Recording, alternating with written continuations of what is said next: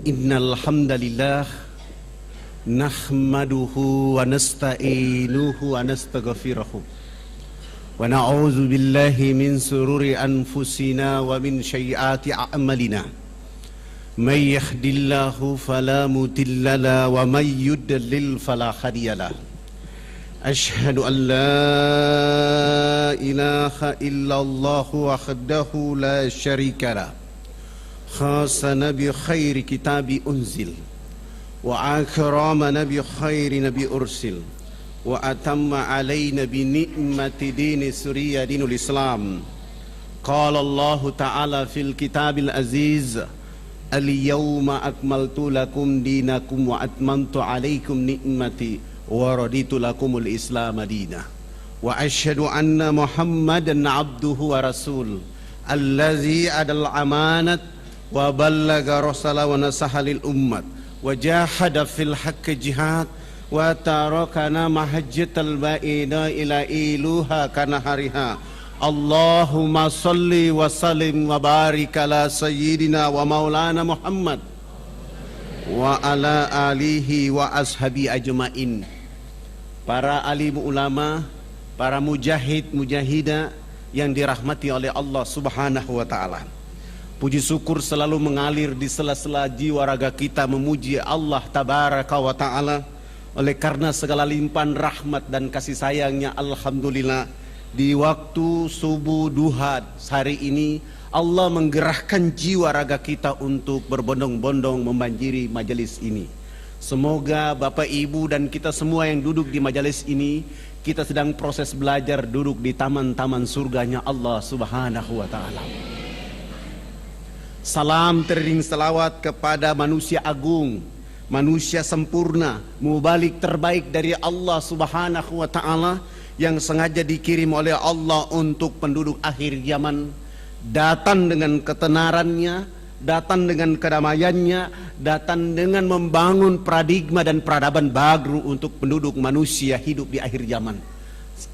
Kita tidak menatap wajahnya, kita tidak duduk bersamanya, kita juga tidak mendengar kata-kata langsung dari Rasulullah Muhammad sallallahu alaihi wasallam. Tetapi warisan Rasulullah sallallahu alaihi wasallam membuat kita mampu membanjiri majelis-majelis taklim di seluruh muka bumi, termasuk kita yang ada di dalam keluarga besar Ikatan Kader Dai Kota Kediri. Kita hadir di sini untuk mempertahankan warisan ini dengan satu harapan, kelak nanti kita akan berdiri bersama Rasulullah Muhammad SAW di hadapan Allah Subhanahu wa Ta'ala. Sebuah perguruan terkemuka di Makassar waktu itu, ketika saya masuk kuliah di fakultas itu, pelajaran mata kuliah agama Islam, saya masuk di ruangan itu, semua orang di dalam itu gagah, ganteng, cantik. Saya yang mengotori ruangan mata kuliah agama Islam waktu itu. Akhirnya apa yang terjadi? Ketua jurusan menyampaikan kepada dosen mata kuliah agama Islam agar saya segera diusir dari ruangan itu. Saya tidak tahu, tiba-tiba dosen mata kuliah agama Islam dia masuk di ruangan itu dan menyampaikan, yang merasa bukan Islam silakan keluar karena hari ini mata kuliah agama Islam. Saya tidak keluar. Saya baru bangun dari tempat duduk saya, kebetulan saya duduk paling depan. Saya maju ke depan kelas dan saya bilang sama dosen, sama teman-teman mahasiswa waktu itu, sebelum saya tinggalkan ruangan mata kuliah agama Islam, saya minta tolong Pak dosen, tolong bawa Al-Quran keliling kami di ruangan ini. Saya ingin mendengar secara langsung teman-teman saya yang ganteng dan cantik membaca Al-Quran. Sesudah itu baru saya keluar. Pertanyaan yang kedua, apakah agama Islam itu hanya untuk orang Bugis, Makassar dan orang Arab saja, ataukah agama Islam itu rahmat untuk seluruh alam semesta? Pertanyaan yang ketiga, siapakah sahabat Nabi rambutnya keriting, badannya hitam keling, suaranya merdu?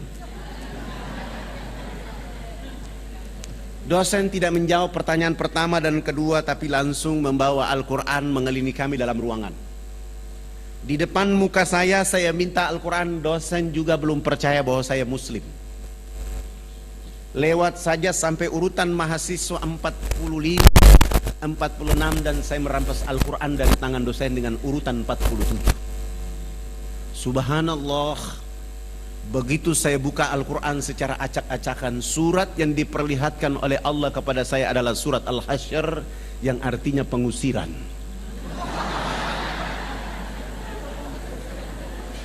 Saya baca 3 ayat terakhir selesai.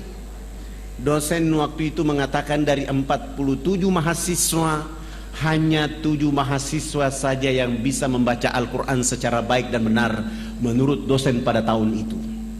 Dari 7 mahasiswa itu salah satunya adalah pemilik rambut keribu badan hitam keling. Akhirnya saya bilang sama dosen, bagaimana kalau sisa jam mataku di agama Islam saya ceramah buat teman-teman saya. Akhirnya saya dipersilakan, saya maju ke depan. Saya bilang sama teman-teman mahasiswa bahwa Al-Quranul Karim hudalin nasi wa bayyinati minal huda wal furqan. Al-Quran itu literatur yang sangat sempurna dari Allah.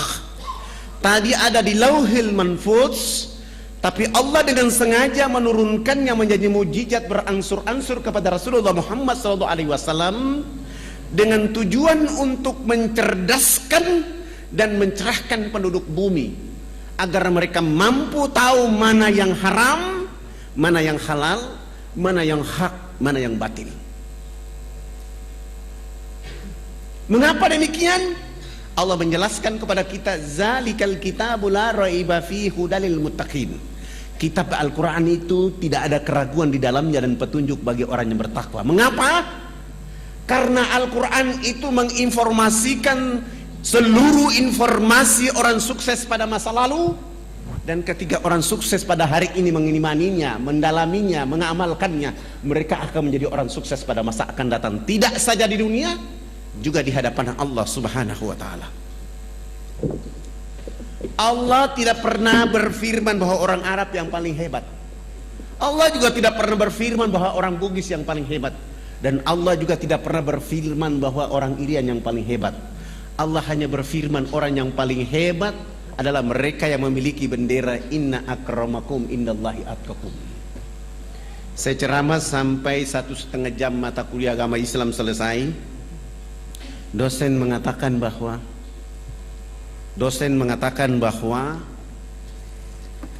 dari 47 mahasiswa itu, maka hari ini kita memberi hadiah kepada Fadlan supaya tidak boleh lagi mengikuti mata kuliah agama Islam. Fadlan langsung lulus dengan nilai A, jadi asisten dosen mata kuliah agama Islam. Apa yang terjadi?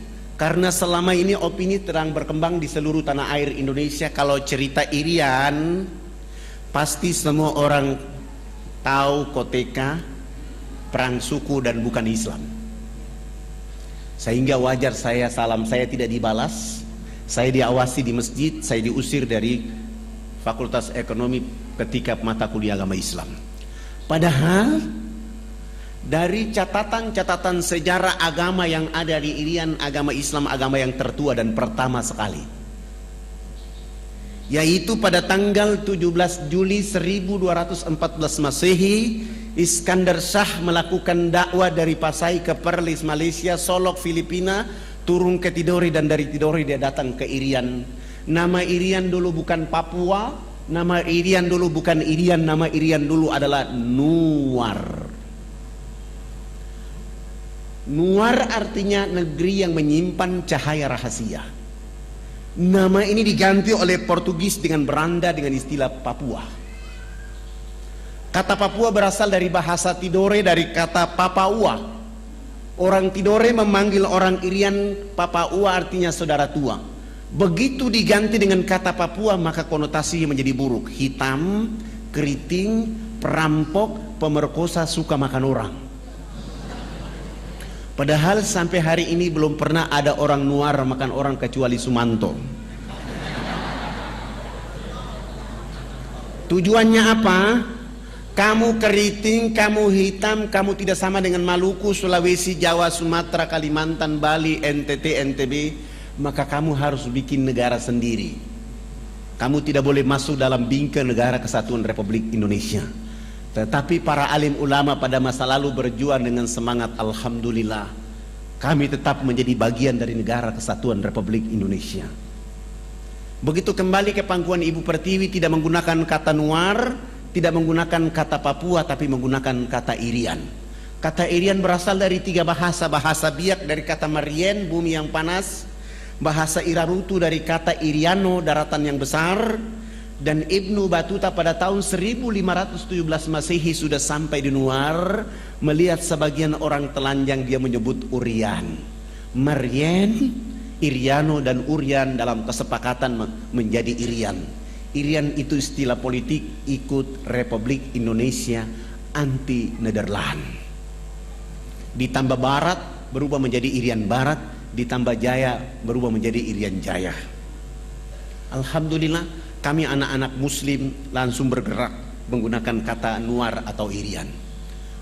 Alhamdulillah, begitu saya selesai dari Fakultas Ekonomi, langsung pulang ke Irian. Tidak pernah bercita-cita jadi pegawai negeri, tapi alhamdulillah bisa jadi pegawai negeri, walaupun hanya 1 tahun 9 bulan. Sesudah itu saya mengundurkan diri. Alhamdulillah dapat rumah dinas, mobil dinas, pakaian dinas, amplopnya juga dinas. Akhirnya saya mengundurkan diri. Saya mengembalikan kunci rumah dinas, mobil dinas, pakaian dinas. Selamat tinggal pegawai negeri. Fadlan mau jadi pegawai Rasulullah Muhammad SAW. Akhirnya menjadi dai. Pekerjaan saya yang pertama adalah berdialog dengan Ketua Dewan Gereja Kristen Irian Jaya, namanya Pendeta Alphonse. Pendeta Alphonse ini kenapa saya harus berdialog dengan beliau? Karena beliau orang yang paling membenci kehadiran saya di Jayapura. Karena saya bergerak bicara dakwah dari kantor masjid musola. Selesai sholat duha, saya datang ke rumah beliau pagi-pagi. Saya baru jalan kaki kira-kira 200 meter di depan rumahnya, saya lihat beliau lari pagi. Saya mempercepat langkah datang ke rumahnya, saya mengetuk pintu rumah. Ternyata beliau masuk ke dalam rumah. Ketika saya mengetuk pintu rumahnya, istrinya yang membuka pintu. Selamat pagi. Pagi. Ada apa? Ibu, saya mau ketemu Pendeta Alphonse. Istrinya langsung mengatakan kepada saya, mohon maaf, Pendeta Alphonse tidak ada di rumah. Dalam hati saya, bahwa yang tadi lari masuk itu siapa? Saya pulang, besok pagi saya datang lagi. Selamat pagi. Anak tertuanya yang keluar. Pagi, ada apa? Saya mau berjumpa dengan Pendeta Alphonse. Anaknya mengatakan, mohon maaf, Pendeta Alphonse tidak ada di rumah. Hari ketiga bulan pertama saya datang, selamat pagi. Anaknya juga mengatakan tidak ada di rumah. Hari keempat bulan pertama saya datang, selamat pagi. Istrinya mengatakan tidak ada. Selama 1 bulan penuh setiap pagi saya mengetuk pintu rumah itu, istri dan anaknya selalu mengatakan beliau tidak ada di rumah. Bulan kedua hari pertama saya datang, selamat pagi. Istrinya mengatakan tidak ada di rumah. Hari kedua bulan kedua saya datang, selamat pagi. Anak perempuannya mengatakan tidak ada di rumah. Begitu hari ke-15 bulan kedua saya datang, saya baru bilang selamat pagi. Istri dan anak pendeta menunggu saya di depan rumah dan memaki-maki saya di depan rumah. Bapak ini tidak bosan tiap pagi datang ke rumah kami? Kami sudah bilang Pendeta Alphonse tidak ada di rumah, Bapak masih saja datang ke rumah kami. Besok hari ke-16 bulan kedua tetap saja saya datang ke rumah itu. Sampai 2 bulan penuh saya tidak ketemu dengan Pendeta Alphonse, kecuali jawaban beliau tidak ada di rumah. Bulan ketiga hari pertama saya datang, istrinya mengatakan tidak ada di rumah. Hari kedua bulan ketiga saya datang, selamat pagi, anaknya mengatakan tidak ada di rumah. Begitu hari ketiga bulan ketiga saya datang, selamat pagi, anak tertuanya langsung mengatakan, pagi Pak Fadlan, mohon maaf, Bapak Pendeta tadi malam jatuh sakit sehingga kami bawa ke rumah sakit. Saya langsung memuji Allah dengan kata-kata Alhamdulillahirabbil alamin. Saya tidak pulang, ke rumah, saya langsung dari rumah pendeta Alfons menuju ke rumah sakit. Ketika sampai ke rumah sakit, saya tidak langsung masuk ke ruangan itu. Saya tanya di bagian resepsionis, kamar nomor berapa pendeta Alfons masuk tadi malam. Alhamdulillah nomor kamarnya 48. Saya tidak langsung masuk ke kamar itu, tetapi saya langsung keluar ke halaman rumah sakit. Saya beli parsel buah-buahan, saya bungkus rapi, dan itu menjadi strategi saya bisa bertemu dengan beliau di kamar tidur. Alhamdulillah, begitu bungkusan parsel sudah siap dan saya masuk ke kamar nomor 48, saya mengetuk pintu kamar itu. Istrinya langsung mengatakan, silakan masuk. Saya tidak langsung masuk. Saya membuka pintu pelan-pelan dan saya mengangkat parsel. Begitu saya mengangkat parsel, istrinya menggunakan dialek Irian dan mengatakan kepada saya bahwa, iyo silakan masuk sudah. Saya masuk tapi saya tutup wajah saya dengan parsel. Berjalan pelan menuju istrinya. Begitu mendekati istrinya langsung saya mengatakan, selamat pagi bunda, apa kabar? Saya dapat kabar bahwa bapak jatuh sakit sehingga saya beli parsel buah-buahan. Saya begitu berdialog dengan istrinya, pendeta Alfon dari tempat tidur langsung menyapa saya. Selamat pagi Pak Fadlan. Saya mengatakan, pagi Bapak Pendeta. Saya tinggalkan istri dengan parsel, saya merapat ke tempat tidur dan salaman dengan beliau. Saya bilang, alhamdulillah Bapak Pendeta, hari ini benar-benar saya dapat rahmat dari Allah. Karena saya sudah cari Bapak 2 bulan 3 hari. Hari ini saya ketemu di tempat ini. Sebenarnya Bapak ini tidak sakit, tetapi karena sudah 2 bulan 3 hari Bapak ini menjadi pembohong, sehingga Allah kasih sakit supaya saya ketemu di tempat ini. Katanya Bapak bicara cinta kasih, tapi Bapak hari-hari membohongi bahwa Bapak tidak ada di rumah. Nanti kalau sembuh jangan lagi jadi pembohong. Saya pamit dan saya pulang. 5 hari kemudian beliau sembuh, pulang ke rumah. Hari ke-6 saya yang datang ke rumah itu. Selamat pagi. Begitu saya bilang selamat pagi, beliau bersama istri dan 7 anak membuka pintu dan mempersilahkan saya masuk ke dalam rumah mereka. Alhamdulillah, di hari itulah saya mulai menceritakan kepada mereka indahnya Islam bagi penduduk alam jagat raya. Dari jam 9 pagi sampai jam 12 saya pamit pulang. Pendeta Alfons bilang sama saya, Pak Ustadz, usahakan besok datang lebih pagi lagi. Alhamdulillah besok pagi saya datang mulai dari jam 7 sampai duhur. Saya sholat duhur selesai, saya melanjutkan sampai asar. Pekerjaan itu saya lakukan 5 hari berturut-turut. Menjelang hari ke-5, beliau bersama istri menyatakan sikap hijrah, mengucapkan 2 kalimat syahadat. Beliau masuk Islam. Alhamdulillah, namanya saya ganti dari Alfons menjadi Abu Sofyan. Istrinya pun saya ganti nama dengan, tadi namanya Wilhelmina, saya ganti dengan nama Fatima. Anak-anaknya juga saya ganti nama, dan saya ada sedikit tabungan. Saya bilang, Bapak, ini rumah dinas pendeta, saya ada uang, saya kontrak rumah lebih besar, kita keluar dari rumah ini supaya memudahkan saya untuk mengajarkan Al-Quran dan menuntun mereka untuk sholat 5 waktu. Alhamdulillah, Abu Sofyan sudah mulai belajar baca Quran bersama anak laki-laki dan perempuan, dan sudah mulai belajar sholat 5 waktu, dan alhamdulillah beliau sudah mulai sholat Jumat di masjid. Tapi begitu hari Minggu pagi, orang masih menunggu dia di gereja dari jam 6 pagi sampai jam 10. Tidak mungkinlah Abu Sofyan ke sana karena sudah Islam. Mencari tahu di mana pendeta Alfons. Mereka datang ke rumahnya kosong, dan informasi berkembang lebih cepat bahwa ternyata Alfons sudah masuk Islam. Lalu mencari tahu siapa yang memperkenalkan Islam kepada Alfons. Ributlah Jayapura pada tahun 83. Akhirnya Fadlan ditahan tanpa proses BAP untuk masuk penjara selama 3 bulan. Saya menikmati 3 bulan itu, happy di dalam, karena itu membuat saya lebih memperdalam hafalan saya dalam penjara. 3 bulan selesai, saya keluar. saya bergeser untuk berdakwah di kampung yang lebih jauh, yaitu kurang lebih 175 km, 79 km dari Jayapura.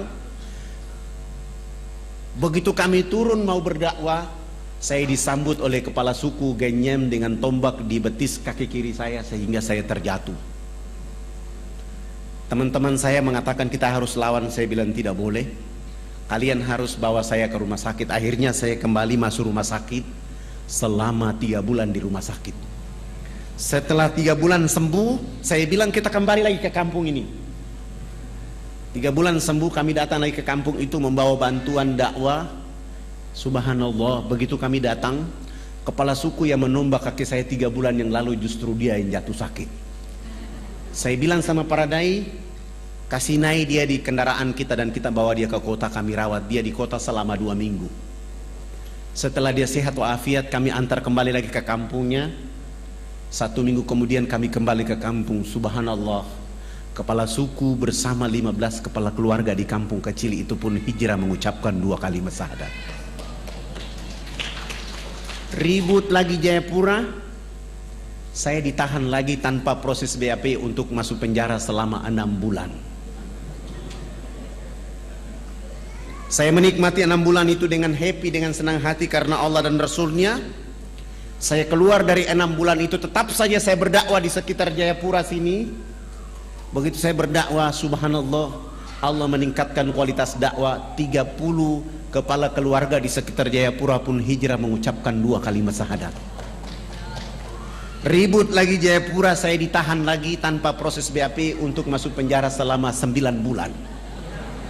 Alhamdulillah, saya menikmati itu sampai hari terakhir dari bulan ke-9. Orang yang biasa menangkap saya di 3 bulan yang pertama, 6 bulan yang kedua, dia datang, dia buka gembok penjara itu, dia maki-maki saya di depan penjara. Bapak ini kenapa tidak takut dengan penjara?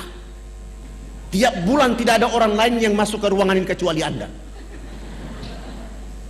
Saya bilang sama beliau, abang, saya bukan maling, saya juga bukan pembunuh, saya juga bukan pemberontak. Saya hanya ingin mencerdaskan saudara saya di negeri ini agar pasti mereka tunduk memuji Allah dan mengikuti Rasulullah Muhammad SAW. Tidak apa-apa abang menangkap saya, tidak apa-apa. Saya justru bahagia abang menangkap saya. Tapi abang akan ditangkap oleh Allah suatu saat nanti, dan abang akan disiksa oleh Allah habis-habisan. Karena abang salah menangkap orang yang sedang berdakwah. Bahasa saya ini membuat dia ketakutan dan dia bilang sama saya, jangan kau kasih takut-takut saya. Oh, ternyata dia juga ketakutan. Dia tidak bawa pulang saya ke posko dakwah saya, tapi dia bawa pulang saya ke rumah. Dia suruh 5 anak dan istrinya berkumpul di ruang tamu dan saya mendakwai mereka. Dan ini dakwah saya paling tercepat. 8 jam kemudian beliau bersama istri dan 5 anak pun hijrah mengucapkan 2 kalimat syahadat. Ketika dia masuk Islam, sudah tidak ada lagi orang yang menangkap saya. Saya mulai berpikir bahwa dakwah itu kalau dilakukan dengan sungguh-sungguh ikhlas, insya Allah hidayah akan lebih cepat daripada angin.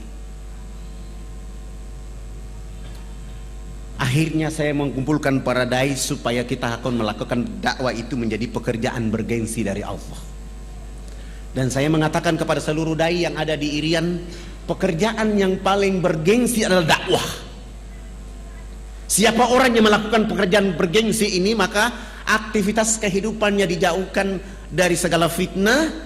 Bahkan selalu ada fitnah kepada dirinya, dia tetap saja istiqomah dengan pekerjaan bergengsi ini karena dia memuliakan Allah dan memuliakan orang untuk menyebut nama Allah Subhanahu wa ta'ala.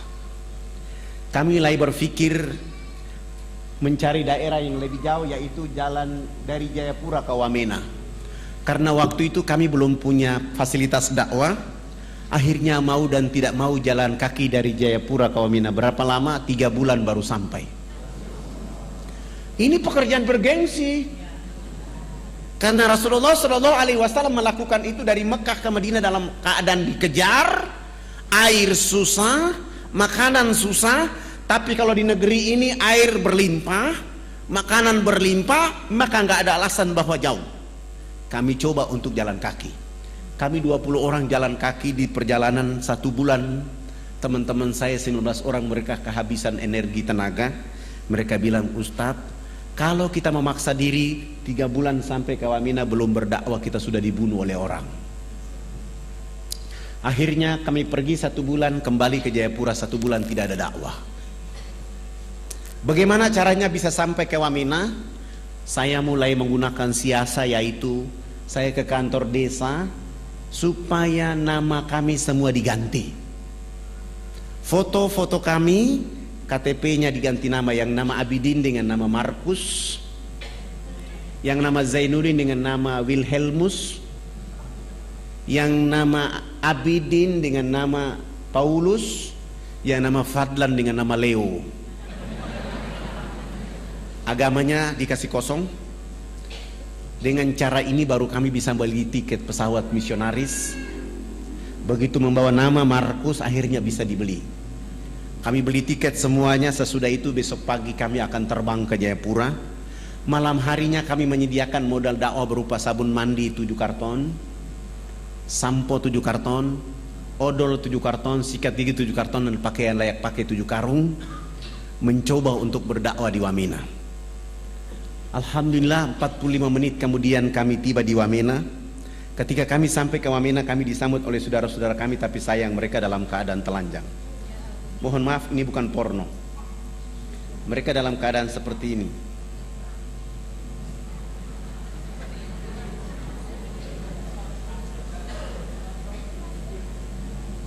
Mereka dalam keadaan seperti ini.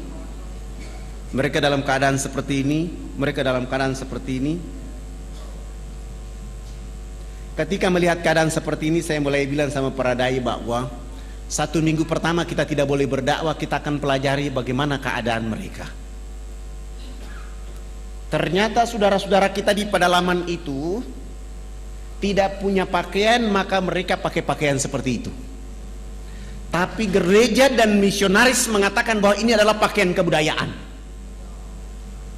Setelah mereka dibiarkan memakai pakaian seperti itu, saudara-saudara kita di pedalaman itu juga dilarang tidak boleh mandi menggunakan air bersih.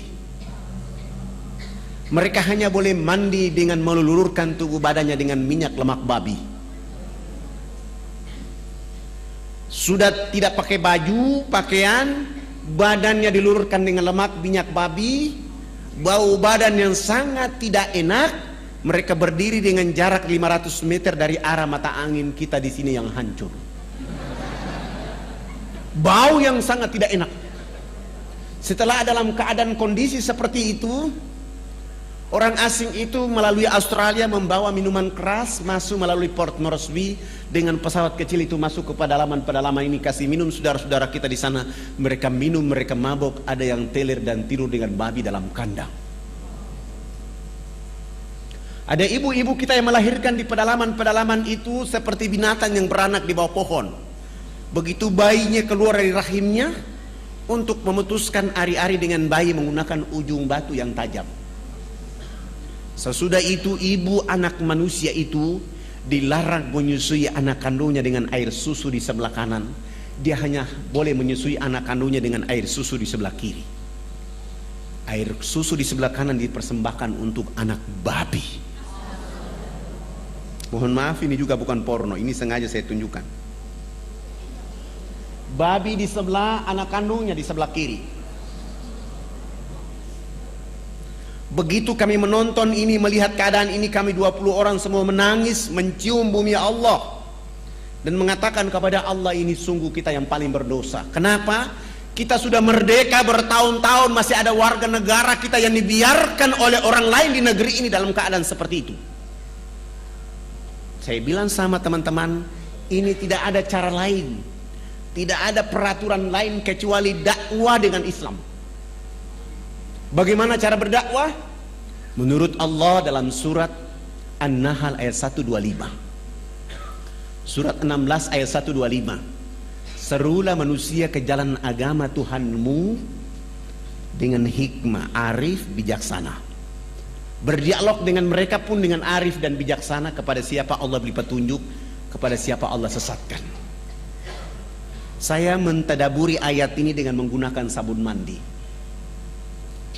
Minggu kedua hari pertama, saya mulai mengajak kepala suku besarnya, kami bawa dia ke sungai. Begitu sampai ke sungai, saya bilang, Bapak ikut kami loncat masuk ke dalam sungai. Kami 20 orang ditambah kepala suku bersama-sama jebur masuk dalam sungai. Sesudah itu naik, saya bilang kepala suku berdiri di samping kanan saya, para dai 19 orang berdiri di depan, dan saya bilang sama kepala suku, Bapak ikut gerakan kami. Saya kasih beliau satu sabun dan saya bilang, Bapak ikut gerakan kami. Begitu kami gosok sabun di sebelah kanan, kepala suku ikut gosok sabun di sebelah kanan. Kami gosok sabun di sebelah kiri, kepala suku ikut gosok sabun di sebelah kiri. Sesudah itu saya ambil sabun dari tangan kepala suku, saya ganti dengan sampo. Rambut kami orang Irian itu kalau belum kena air dengan sampo itu rambut tenang-tenang saja. Begitu kepala suku dia siram sampo satu botol kecil di atas rambutnya, dia keramas, rambut keribu keriting itu dia mekar kayak bunga yang berkembang. Sehingga busa sampo itu makin tinggi. Begitu makin tinggi jatuh kena hidung kepala suku. Dia mencium harum dari busa sampo itu, langsung pergi, tidak mau lagi bilas dengan air.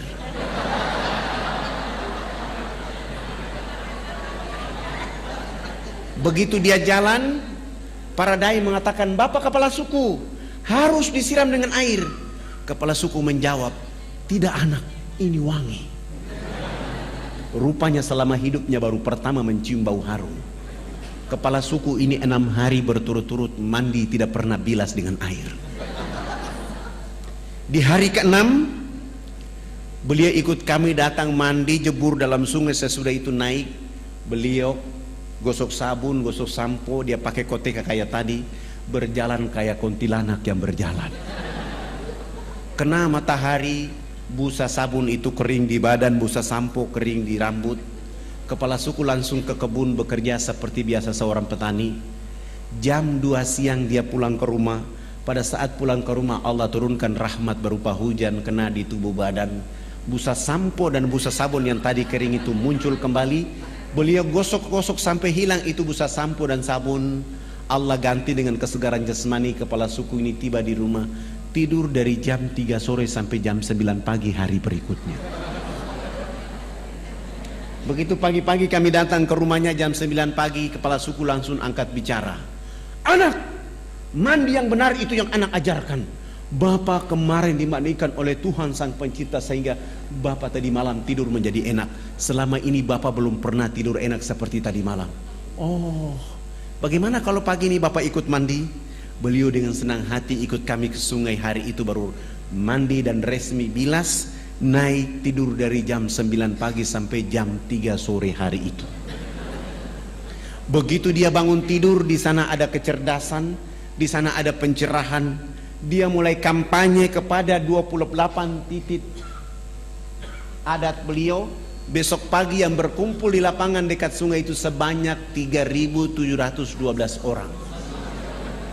Laki, perempuan, tua, muda, besar, kecil untuk mengikuti materi mandi menggunakan sabun mandi yang kami bawa dari Jayapura. Begitu kami ajar dari jam 8 pagi sampai masuk waktu jam 12 siang belum tuntas karena orang saking banyak. Saya skorsing pelajaran mandi karena kami mau sholat duhur. Kami kalau di pedalaman Irian itu tidak bisa sholat di atas permukaan bumi karena babi sangat banyak. Kebetulan kami 1 minggu sudah buat panggung di tengah-tengah lapangan itu menjadi masjid dan musola kami. 3.712 orang itu saya bilang sama kepala suku, yang sudah mandi jangan pulang, yang belum mandi juga jangan pulang. Nanti kami selesai sholat duhur kami akan melanjutkan pelajaran mandi. Mereka 3.712 orang itu mereka dulu di bawah panggung dan kami 20 orang naik di atas panggung. Salah satu dai dia qomat dan saya takbir. Allahu Akbar. 19 dai ini juga takbir Allahu Akbar. Begitu kami takbir, 3.712 orang itu mereka bangkit dari tempat duduknya, mereka tawaf dengan arah berjalan, arah jarum jam, tawaf keliling panggung sholat. Apa yang mereka lakukan? Mereka berputar keliling panggung sholat dengan berlawanan arah jarum jam seakan-akan orang lagi tawaf di Ka'bah. Mereka perhatikan gerakan-gerakan sholat duhur yang kami lakukan. Begitu saya salam ke kanan, assalamualaikum warahmatullah, assalamualaikum warahmatullah, kepala suku besar itu langsung loncat naik di atas panggung dan mengajukan beberapa pertanyaan.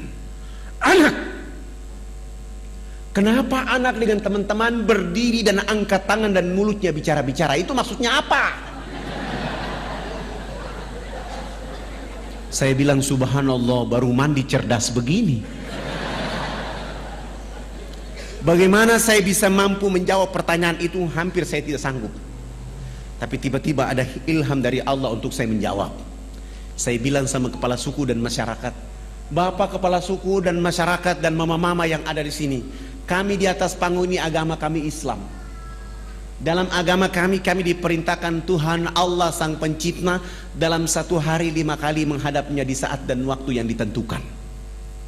Tadi kami berdiri mengangkat tangan, itu artinya kami menyerahkan sepenuhnya kehidupan, diri, jiwa raga kami kepada Tuhan Allah. Yang kami bicara-bicara itu adalah Allah Maha Besar, sementara kehidupan kami dan diri serta jiwa raga kami sangat kecil sehingga tangan kiri kami malu menutup dada kami, tangan kanan kami pun malu menutup tangan kiri dan dada yang penuh dengan kehinaan. Kami menyerahkan sepenuhnya jiwa raga kami kepada Tuhan Allah. Kepala suku langsung mengatakan, ini agama yang benar. Menurut Bapak kami sudah Islam. Tapi kenapa sesudah itu anak dengan teman-teman bongkok badan? Apa artinya bongkok badan? Maksudnya kenapa ruku? Saya menjelaskan, kami bongkok badan itu supaya kami bisa melihat di bumi itu ada batu, pasir, tanah, air, hewan, tumbuhan. Semua itu fasilitas dari Tuhan Allah kepada manusia. Dipelihara, dilindungi, dinikmati oleh karena nanti untuk manusia berikutnya. Ini agama yang benar. Menurut Bapak kami sudah Islam. Tapi kenapa sesudah itu anak dengan teman-teman tunduk mencium papan? Apalagi artinya tunduk mencium papan? Kenapa sujud? Saya menjelaskan, kami tunduk mencium papan itu pertanda kami menangis kepada Tuhan Allah atas kejahatan, maksiat, dosa yang kami lakukan di bumi. Kenapa kami lakukan itu Bapak kepala suku dan mama-mama? Karena sebentar kami mati nanti, kulit, daging, darah, tulang akan dilebur menjadi tanah. Sebelum dilebur menjadi tanah, kami menyatukan telapak tangan, kepala, lutut dan kaki untuk menangis meminta ampun kepada Dia, Allah yang Maha Tinggi. Ini agama yang benar. Menurut Bapak kami sudah Islam. Tapi kenapa sesudah itu anak dengan teman-teman lihat ke sebelah kanan mulutnya bicara-bicara, lihat ke sebelah kiri masih bicara-bicara? Saya jawab lagi, kalau tadi kami mengangkat tangan adalah menyerahkan sepenuhnya jiwa raga dan kehidupan kami, sesudah itu kami bongkok badan untuk melihat fasilitas yang diberikan oleh Allah. Setelah itu minta ampun. Selesai minta ampun, kami lihat ke sebelah kanan. Kalau belum ada orang yang tahu mandi, tugas kami mengajarkan mereka bisa tahu mandi. Melihat ke sebelah kanan, kalau belum ada orang yang tahu berpakaian, tugas kami mencari pakaian untuk menutup badannya. Ada yang lapar, tugas kami mencari makan. Ada yang sakit, tugas kami mencari obat. Sesudah itu melihat ke sebelah kiri, kalau belum ada orang di bumi ini yang mengenal Allah dan Rasulnya, tugas kami datang memperkenalkan Allah dan Rasulnya kepada mereka. Begitu mendengar penjelasan saya, kepala suku besar langsung mengatakan kepada kami 20 orang, kalau begitu kami tidak boleh duduk di atas panggung sholat itu. Kami turun duduk di bawah menemani 3.712 orang. Mereka 6 kepala suku naik di atas panggung menggantikan kami. Mereka bukan sholat, tapi mereka rapat adat membahas kehadiran kami di sana. Rapat adat 1,5 jam kemudian, kepala suku besar menyampaikan pengumuman kepada 3.712 orang di lapangan itu. Wah, wah, wah, wah, wah, hubulokanaya.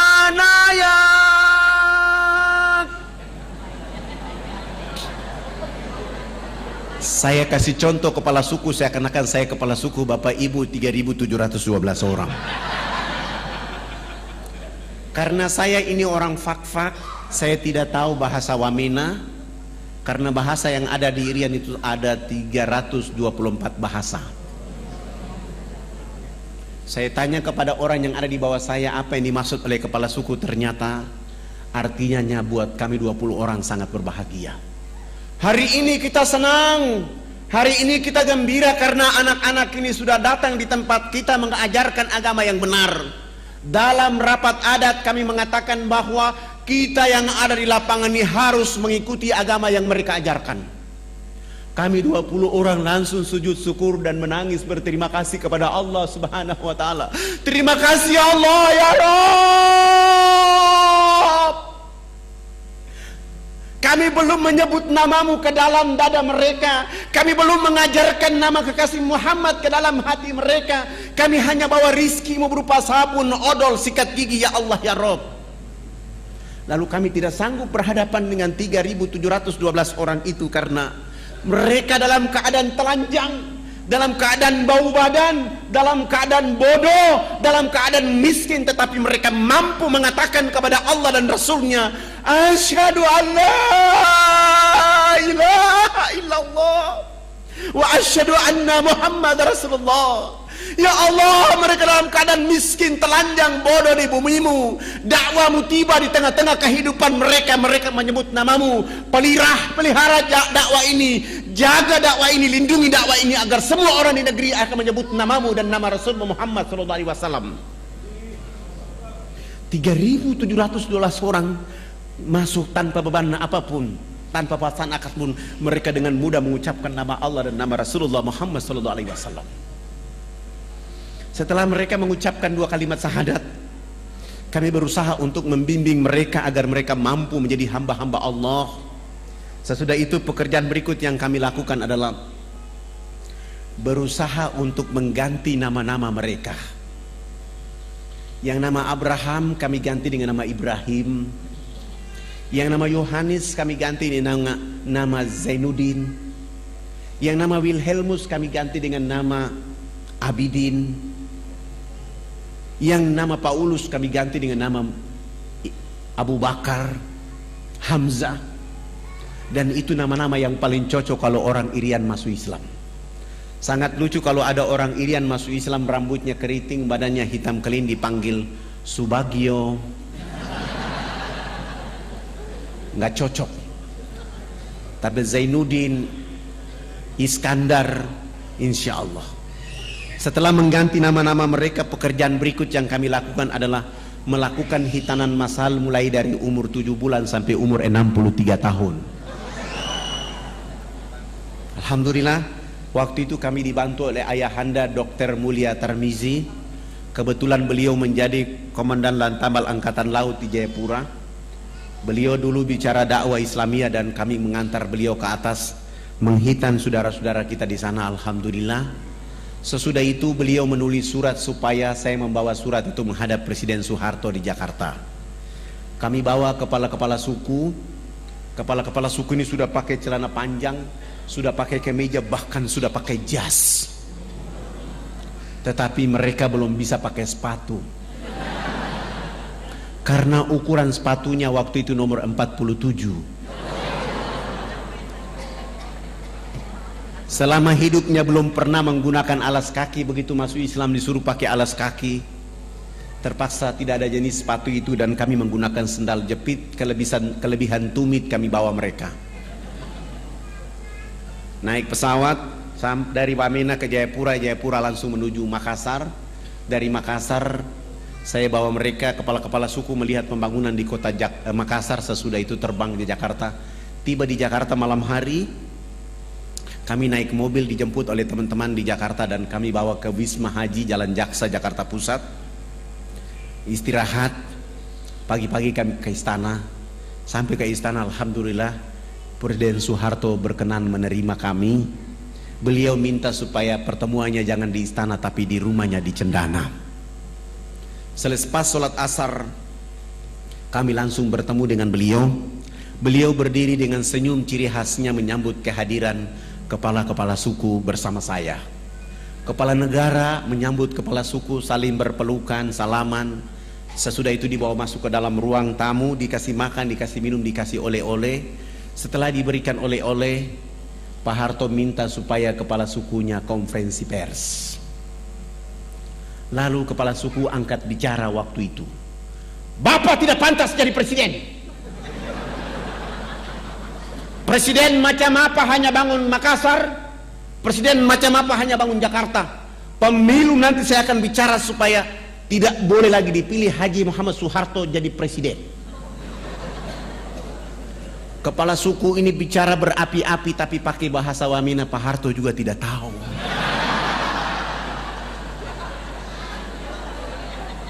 Tapi karena Pak Harto memiliki positive thinking, melihat gerakan kepala suku, beliau pasti punya feeling bahwa ini terjemahannya pasti bagus, mohon diterjemahkan. Saya tidak menerjemahkan bahasa itu, tapi saya mentadaburi makna di balik permintaan bahasa itu. Wartawan TVRI waktu itu kasih saya dan saya menjawab bahwa Bapak Presiden yang terhormat, hari ini kepala-kepala suku sungguh bahagia bisa bertemu dengan Bapak Presiden. Dan kepala suku tadi mengatakan bahwa Haji Muhammad Soeharto layak jadi Bapak Pembangunan Nasional. Dengan cara itu Pak Harto langsung menelpon Menteri Agama, kepala-kepala suku yang tadi datang itu diberangkatkan haji pada tahun itu juga. Dengan cara tadabur bahasa itu beliau menelpon Menteri Sosial, kami dibantu 417 unit rumah layak huni. Beliau juga menyumbang 1000 karung pakaian serba baru. Beliau juga menyumbang 600 karton sampo, 600 karton sabun, 600 karton odol sikat gigi. Dan plus beliau menyumbang 28 masjid kepada 28 kampung yang masuk Islam. Dan beliau mengatakan dakwah Jakarta Wamena tidak boleh menggunakan kapal laut, tapi menggunakan kapal pesawat Hercules dari Halim Perdana Kusuma. Alhamdulillah, dengan kekuatan itu kami terus melakukan kekuatan dakwah dan bergeser. Setelah Wamena ini hidup, nanti kalau ada bapak-bapak ibu berkenan datang ke Wamena, jangan tinggal di kota Wamena tapi jalan kaki 175 km ke dalam. Kita akan mendengar suara-suara Islam di tengah-tengah hutan itu. Ada saudara-saudara dan anak-anak kita yang rambutnya keriting, badannya hitam kelin, tapi dia sanggup azan di waktu duhur, asar, maghrib, isya, bahkan di waktu subuh. Terkadang kita tidak sanggup meneteskan air mata oleh karena di tengah-tengah hutan itu jauh dari khalayak ramai, tapi ada orang yang menyebut nama Allah, menyebut nama Rasulullah Muhammad SAW. Saya bergeser lagi berdakwah di Biak sini. Ini waktunya masih panjang ya.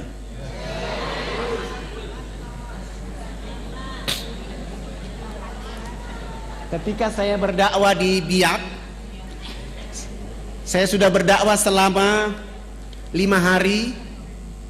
Pendeta Alexander melihat saya dan mengetahui saya ada di Biak, dan beliau datang mengusir saya dari Biak. Beliau bertemu dengan saya dan beliau mengatakan, Pak Fadlan, tidak boleh Anda bicara Islam di negeri ini. Saya bilang sama beliau, abang, saya orang ustadz orang Irian, abang pendeta orang Irian, saya boleh bicara Islam di sini karena agama pertama ada di Irian adalah agama Islam. Agama Kristen baru masuk ke Irian pada tanggal 5 Februari 1855. Sementara Islam 17 Juli 1214 Masehi. Dan agama Islam masuk ke Irian itu tidak, agama Kristen masuk ke Irian ini bukan masuk dengan sendirinya. Orang Islam yang membawa agama Kristen masuk ke Irian. Sultan Tidore yang membawa agama Kristen masuk ke Irian. Maka saya berhak bicara agama Islam di sini. Beliau mengatakan tidak boleh Anda bicara Islam di sini. Kalau Anda bicara Islam di sini, saya dengan masyarakat Kristen akan mengancam kalian. Saya bilang, Pak Pendeta, alasan apa saya tidak boleh bicara agama Kristen di Irian, agama Islam di Irian? Beliau mengatakan kepada saya bahwa, Pak Fadlan, Anda tidak boleh bicara agama Islam di Irian karena Irian sudah dibeli oleh Yesus Kristus. Oh, Pak Pendeta, kalau Irian sudah dibeli oleh Yesus Kristus, mana kwitansi dari Yesus?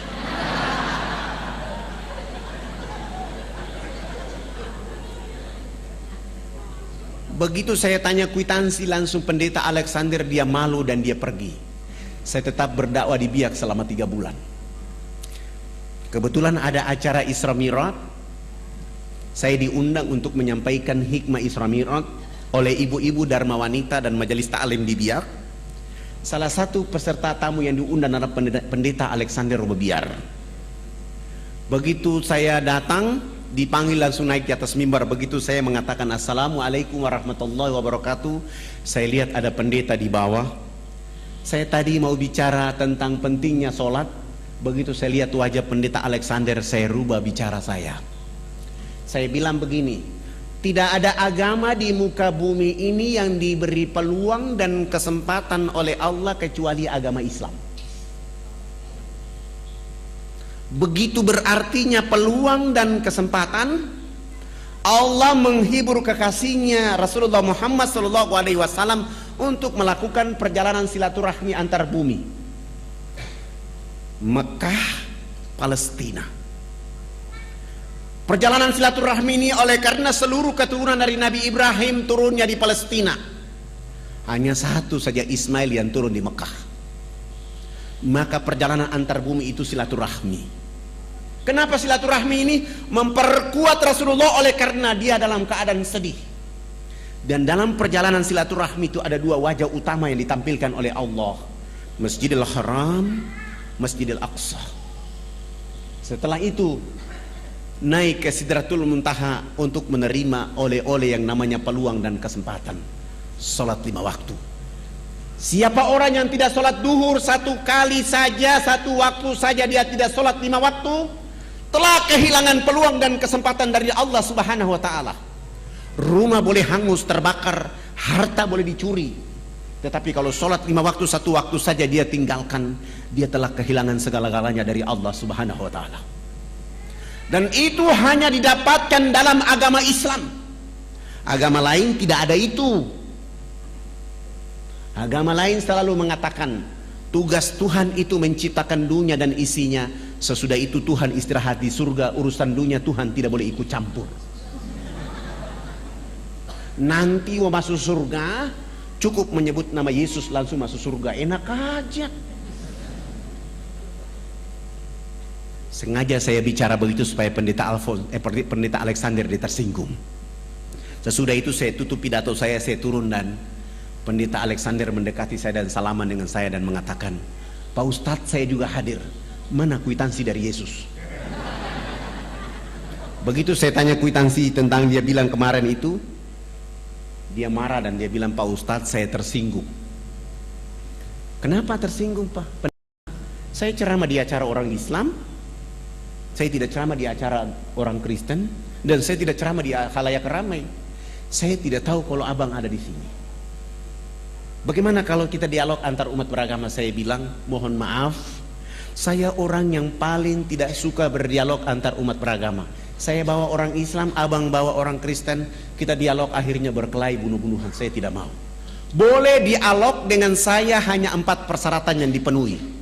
Dialog di tempat yang ada AC, tempat tidurnya 2, dialog hanya 4 mata 4 telinga antara Anda dengan saya, dan dialog itu tidak boleh membahas Al-Quran dan Islam. Kita bicara Bible dan Kristen saja. 3, dalam dialog itu kalau Bible mengatakan agama Kristen agama yang benar, abang pendeta bawa saya ke gereja baptis saya dan umumkan bahwa Ustadz Fadlan masuk Kristen. Bagaimana kalau Bible mengatakan Islam agama yang benar? Ya saya juga masuk Islam, tapi jangan di Biak, bawa saya ke Jawa. Kami sepakat, lalu beliau, kebetulan acara hari itu hari Sabtu sore, beliau langsung malam itu sewa hotel dan kami 2 bertemu malam itu. Selesai sholat Isya beliau datang jemput saya. Beliau bawa mobil Kijang yang bertuliskan Laskar Kristus. Saya naik di atas mobil itu, saya baca Bismillahi majreha wa mursaha inna rabbi ghafurur rahim. Runtuhlah Laskar Kristus pada malam hari ini. Kami 2 naik mobil itu, perjalanan menuju penginapan yang beliau sewa. Saya bilang sama beliau, Bapak, saya bilang abang pendeta, saya lihat abang malam ini kayak muridnya Yesus dan saya lihat bahagia sekali. Beliau marah-marah, Tidak usah kita bicara di sini, kita bicara di tempat yang saya sudah bayar. Oh, emosinya mulai naik, dan sengaja saya mempermainkan emosinya dia. Kami sampai di hotel, kami sudah turun, duduk berhadap-hadapan, dan saya bilang sama beliau, abang tuan rumah, saya ini tamu. Alangkah indahnya abang yang berdoa duluan. Lalu beliau berdoa, ya Bapak kami dalam surga, dituduskan dengan namamu di bumi seperti di surga. Terima kasih Tuhan, Engkau telah memberikan kepada kami makanan yang secukupnya. Terima kasih pula Tuhan, Engkau pada malam hari ini telah mempertemukan saya dengan seorang domba tersesat. Aku ingin menjadikan dia atas nama Engkau, Yesus Juru Selamat abadi selama-lamanya. Oh, dalam doanya dia bilang saya domba tersesat. Saya tidak baca doa, saya baca doa ilmu rukyat, saya rukyat dia malam itu. Al-Ikhlas, Al-Falaq, An-Nas, ayat Al-Fatihah, ayat kursi, Al-Baqarah ayat 1 sampai dengan 5 dilanjutkan ayat kursi. Sesudah itu raditu billahi rabba wa bil islami dina wa bi Muhammadin nabiyya wa rasula rabbi ji'ni ilma wa razukni fahma inna dina indallahil islam al-yawma akmaltu lakum dinakum wa atmamtu alaikum ni'mati wa raditu lakum al-islam dina. Al-Fatihah. Sesudah itu saya bilang sama beliau, tadi abang yang berdoa duluan, saya juga posisi saya menjadi tamu. Alangkah tidak etis kalau saya yang bertanya duluan. Maka hari ini saya yang bertanya duluan. Tolong ceritakan kepada saya pada tanggal berapa Babel turun, dan tempat di mana turunnya Babel, dan apa kata-kata Yesus ketika menerima Babel.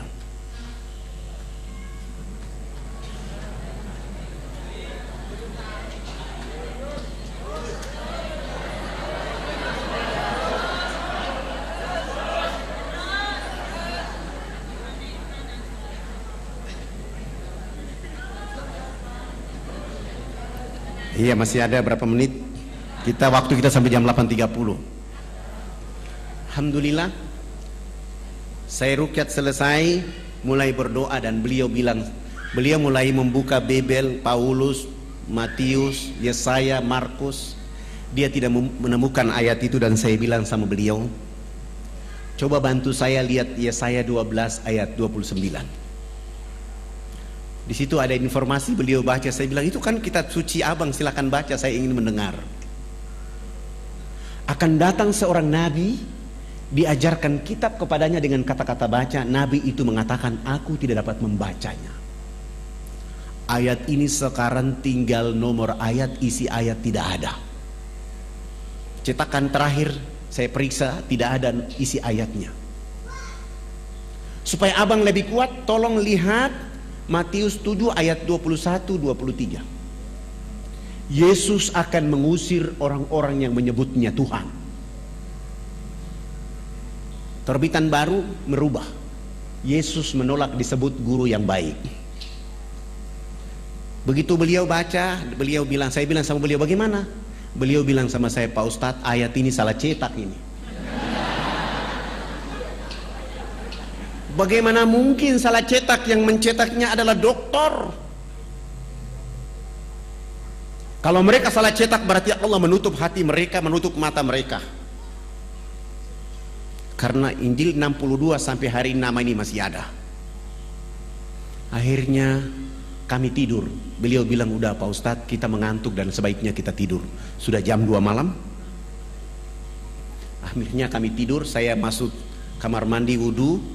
Sesudah itu saya baca doa dan tidur. Ternyata beliau belum tidur. Beliau masih menggunakan satu ilmu untuk menghantam saya, namanya hipnotis. Saya tetap memperhatikan itu, dan ayat kursi tetap saja saya baca di saat saya tidur.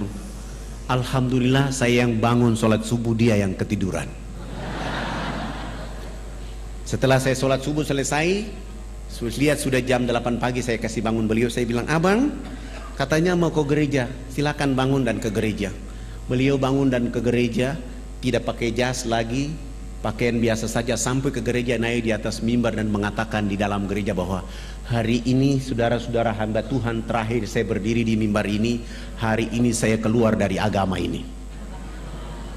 Dia dikejar sampai 3 jari kaki sebelah kirinya dipotong. Yang membuat dia yakin, hakul yakin, karena Mestinya ketika terpotong harus darah tercecer keluar dari tubuh badannya. Ternyata satu tetes pun tidak keluar. Dia lari sampai ke kamar hotel itu baru darah keluar. Akhirnya beliau bilang, selamatkan keluarga saya, selamatkan saya karena saya mau masuk Islam. Subhanallah. Saya telepon teman-teman dokter muslim menyelamatkan dia, dan kami lari dari Biak ke Jayapura, Jayapura terbang ke Makassar, langsung ke Jakarta, dan beliau masuk Islam di Islamic Village di Tangerang di depan ayahanda Yunan Nasution. Sesudah itu disuruh ke Mesir belajar Islam selama 6 tahun di Mesir. Kembali ke Indonesia menjemput istrinya menunaikan rukun Islam yang kelima. Sesudah haji kami antar kembali ke Biak. Di Biak beliau mewakafkan tanahnya 2.500 meter untuk kami bangun sebuah masjid. Subhanallah, masjid itu dibangun selesai. Kami sholat subuh berjamaah, kami bangkit dari sujud akhir, beliau tidak bangkit dari sujud. Beliau langsung meninggal dunia dalam keadaan sujud itu. Spektakuler.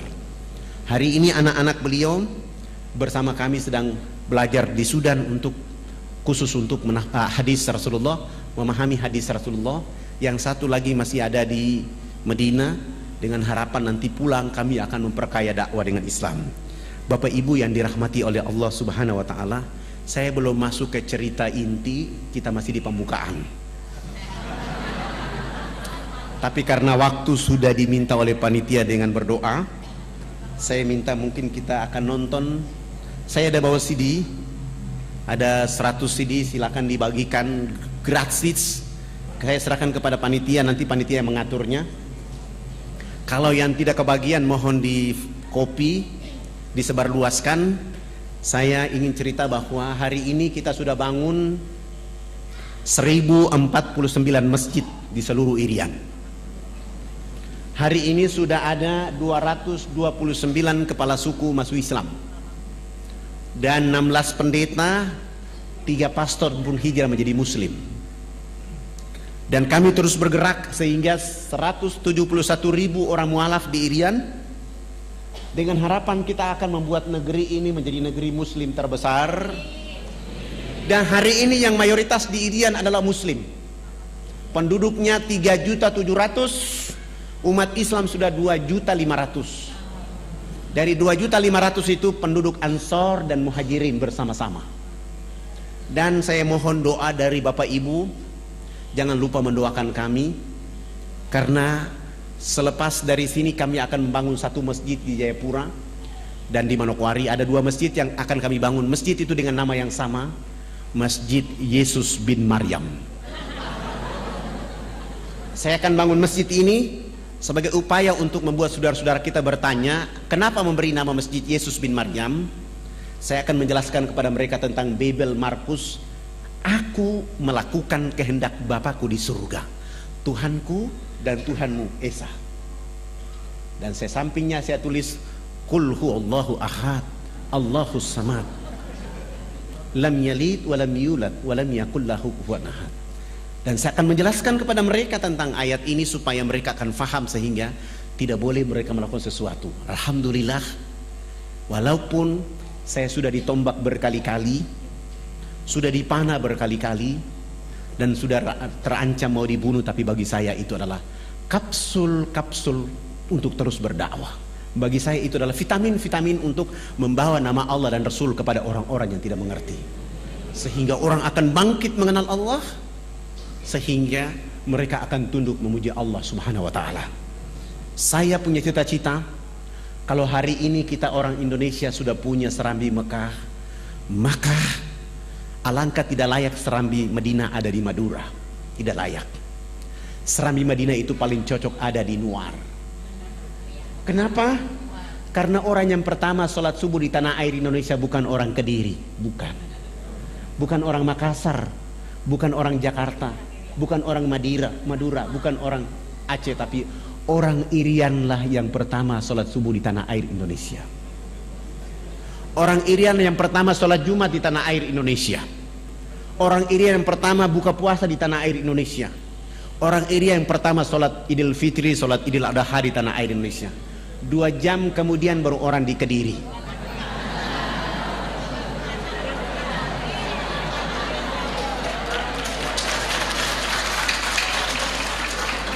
Artinya benar maksud para pejuang republik ini.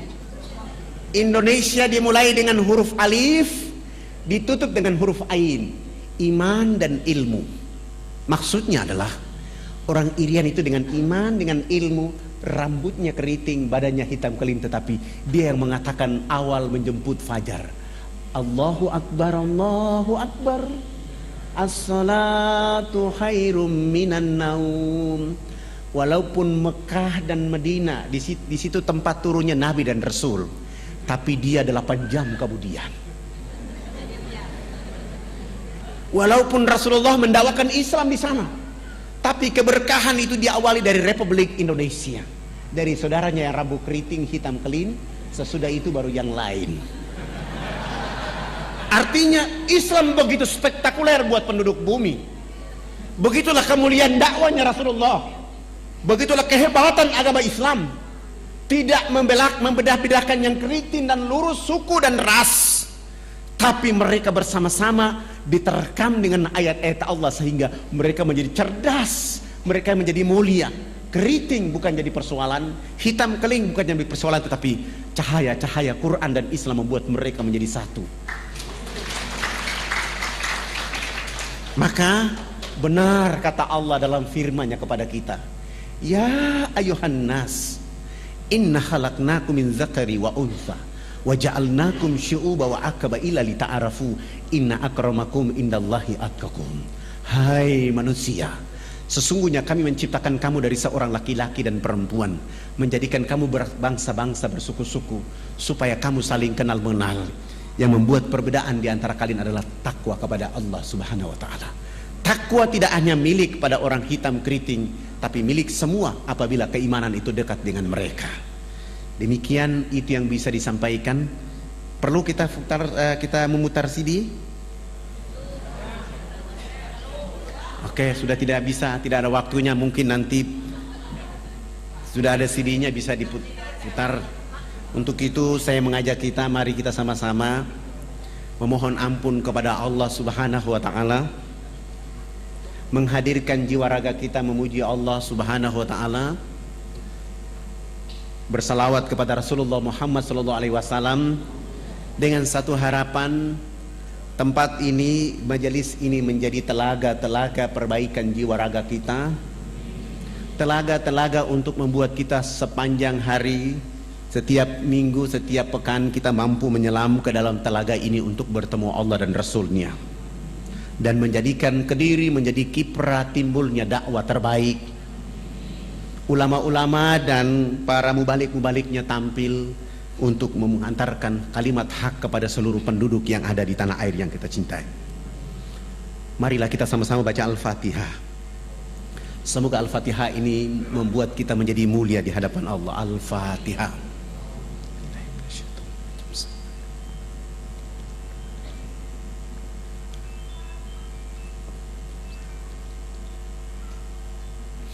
Inna Allaha wa malaikatahu yusalluna ala nabi ya ayyuhalladzina amanu sallu alaihi wa sallimu tasliman.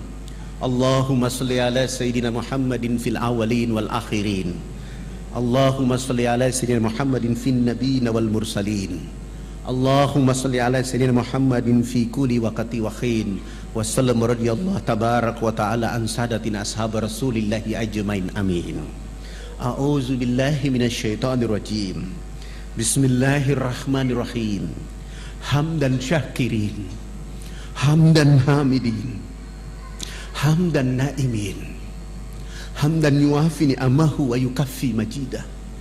Ya Rabbana lakal hamdu kama yanbaghi li jalali wajhikal karim wa azimi sultanik. Allahumma salli ala sayyidina Muhammadin wa ala alihi sayyidina Muhammad. Allahumma rabbi ghafir lana zunubana wali walidina warhamhuma kama rabbayana sigara wali jamil muslimina wal muslimat wal mu'minina wal mu'minat al ahya'i minhum wal amwat. Allahumma rabbana zalamna anfusana wa in lam taghfir lana wa tarhamna lanakunanna minal khasirin. Rabbana zalamna anfusana wa in lam taghfir lana wa tarhamna lanakunanna minal khasirin. Rabbana zalamna anfusana wa in lam taghfir lana wa tarhamna lanakunanna minal khasirin. Rabbana la tu'akhizna in nasina wa ata'na. Rabbana wa la tahmil alaina isran kama hamaltahu ala alladhina min qablina. Rabbana wa la tuhamilna ma la taqata lana bi. Wa'fu anna waghfir lana warhamna. Wa'fu anna waghfir lana warhamna. Wa'fu anna waghfir lana warhamna anta maulana fansurna 'alal qaumil kafirin. Allahumma aslih umat Sayyidina Muhammad fi Kadiri. Allahumma jabur umat Sayyidina Muhammad fi Kadiri. Allahumma astur umat Sayyidina Muhammad fi Kadiri. Allahumma Sayyidina Muhammad fi Indonesia. Allahumma ma'afi umat Sayyidina Muhammad fid dini wad dunya wa zabil akhirah. Allahumma ansur umat Sayyidina Muhammad fi Palestin. Allahumma ansur umat Sayyidina Muhammad fi Iraq. Allahumma ansur umat Sayyidina Muhammad fi Indonesia. Allahumma ansur umat Sayyidina Muhammad fi Myanmar. Allahumma ansur umat Sayyidina Muhammad fid dini wad dunya wa zabil akhirah. Allahumma aftah lana abwabal khair, abwabal barakah, abwabal nikmah, abwabal sihat, abwabal quwwat, abwabal salamah birahmatika ya arhamar rahimin. Hasbunallah wa ni'mal wakil, ni'mal maula wa ni'man nasir. Rabbana taqabbal minna innaka antas samiun alim wa tub alaina innaka antat tawwabur rahim. Rabbana atina fid dunya hasanah wa fil akhirati hasanah wa qina azabannar wa dakhinal jannata mal abrar ya aziz ya ghaffar ya rabbal alamin. Subhana rabbika lizzati amma yasifun wa salamun alal mursalin walhamdulillahi rabbil alamin. Mohon maaf lahir batin, wabillahi taufik wal hidayah. Wassalamualaikum warahmatullahi wabarakatuh.